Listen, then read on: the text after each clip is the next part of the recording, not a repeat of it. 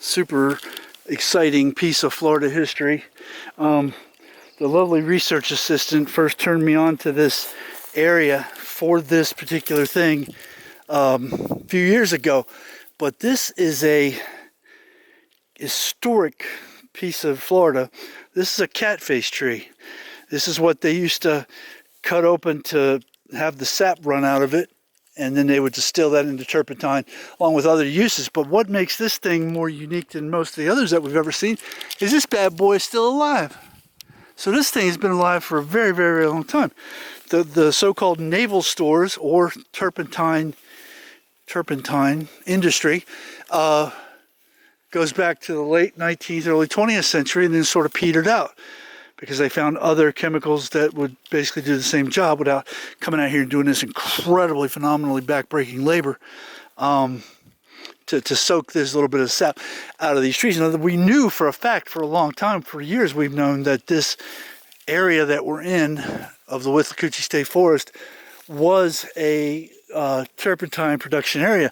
Not too far south of here is a camp where they would distill it. We've documented that, and it was a big kiln and that sort of thing. And there were railroad tracks running out to it, so they would take the sap from here in little buckets, as you can see right here. This little piece of metal there is a trough or a slough. I forget the exact term. I'm sure there's some sort of cool little turpentine term for it.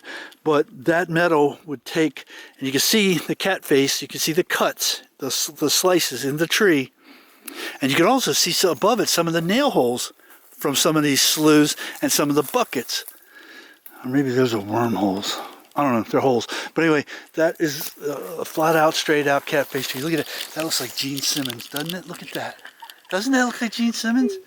Yes. That is so cool. Gene, shout out, man. I want to rock and roll all night. Anyway, very, very cool. I'm not sure this is the one that the lovely research assistant found.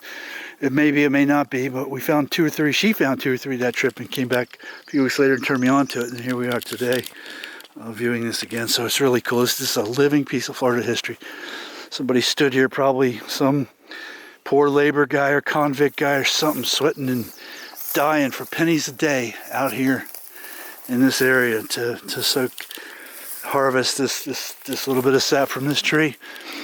Times 1,000 would have made enough to distill and put on a train for somewhere.